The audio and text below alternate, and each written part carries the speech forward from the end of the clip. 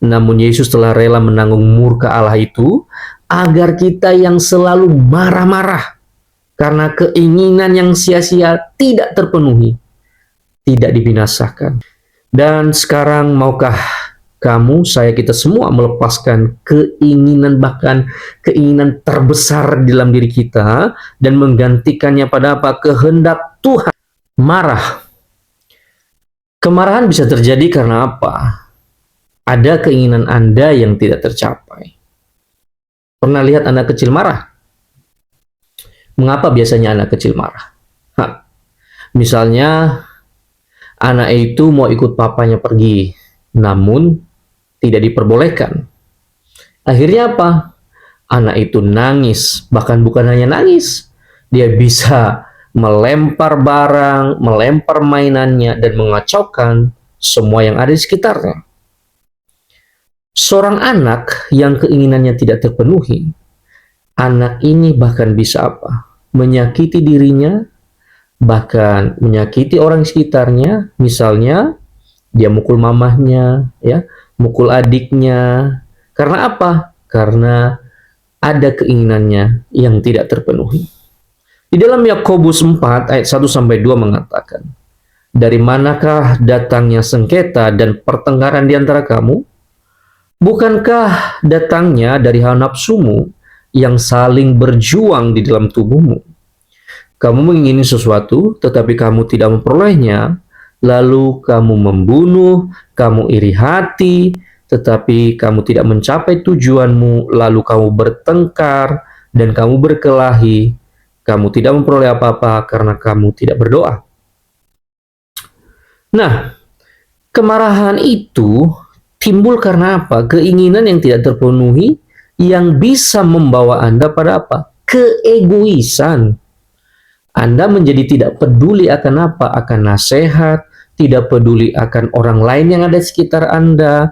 Bahkan jika Anda mengingat firman Tuhan dan Anda mengabaikannya, atau ketika Anda menghadapi situasi itu, Roh Kudus mungkin berbicara, berkata-kata, namun Anda tidak mempedulikannya, Anda mengabaikannya.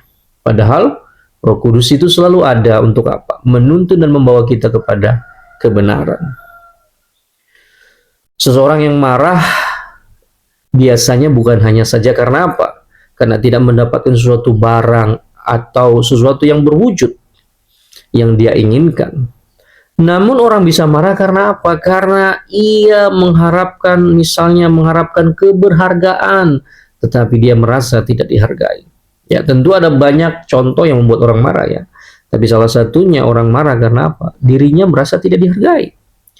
Dan entah berapa banyak orang telah menjadi korban karena apa? Ada orang marah dan dikuasai oleh amarah karena merasa dirinya tidak dihargai. Entah berapa banyak istri, anak, ya, di dalam keluarga menjadi korban. Karena apa? Seorang ayah atau suami merasa tidak dihargai.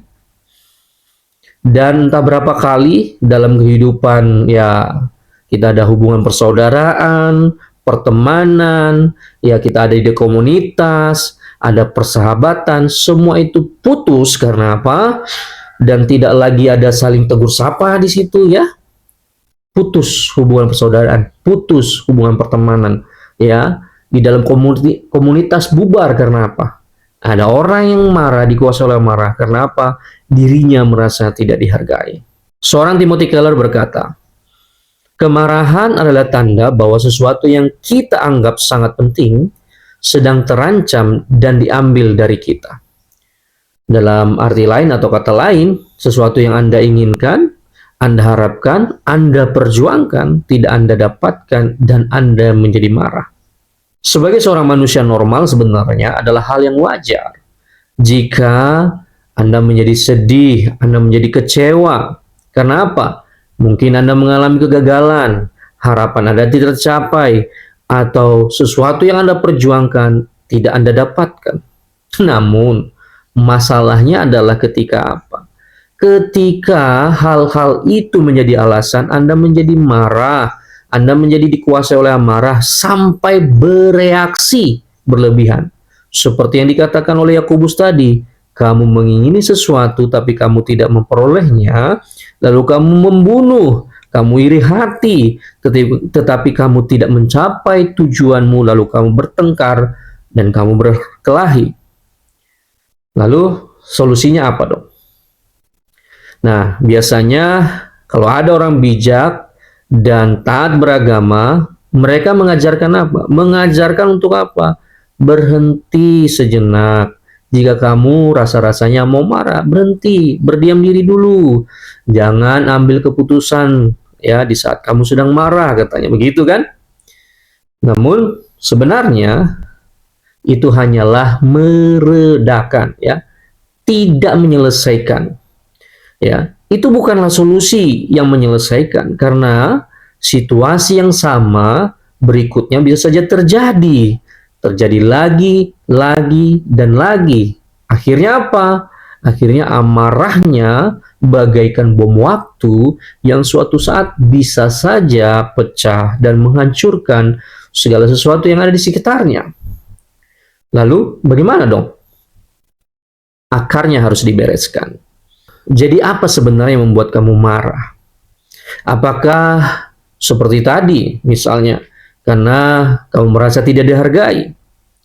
Nah, mulailah untuk mengubah tempat harga dirimu dari pengakuan orang, perlakuan orang, dan perkataan orang. Dan sekarang kamu taruh harga dirimu pada apa? Pada Yesus Kristus. Mengapa? Karena kita percaya sebagai orang-orang yang sudah ditebus, orang-orang yang percaya kepada Yesus.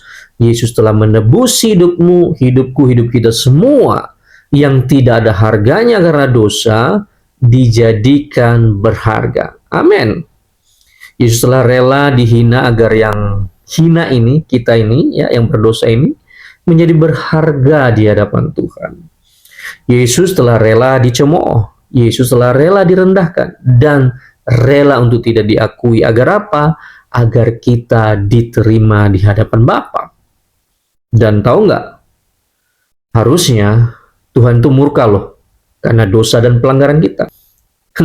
Namun Yesus telah rela menanggung murka Allah itu agar kita yang selalu marah-marah karena keinginan yang sia-sia tidak terpenuhi, tidak dibinasakan, dan mendapatkan kasih-Nya. Yesus telah rela berkata, biarlah kehendak-Mu yang jadi. Ya, Yesus berkata ini ketika ada di Taman Getsemani, ya, di mana Yesus berdoa dan peluhnya seperti titik-titik darah. Ya, dia berkata, kalau boleh cawan murka Allah ya berlalu. Tetapi akhirnya berkata, bukan kehendak-Ku melainkan biarlah kehendak-Mu yang jadi. Dan sekarang maukah kamu, saya, kita semua melepaskan keinginan, bahkan keinginan terbesar di dalam diri kita dan menggantikannya pada apa? Kehendak Tuhan. Sehingga ketika kita tidak memperoleh apa yang kita mau, kita tidak menjadi dikuasai oleh amarah. Karena Yesuslah kepenuhan dan kesempurnaan dari apa? Dari semua yang kita inginkan dan harapkan. Amin.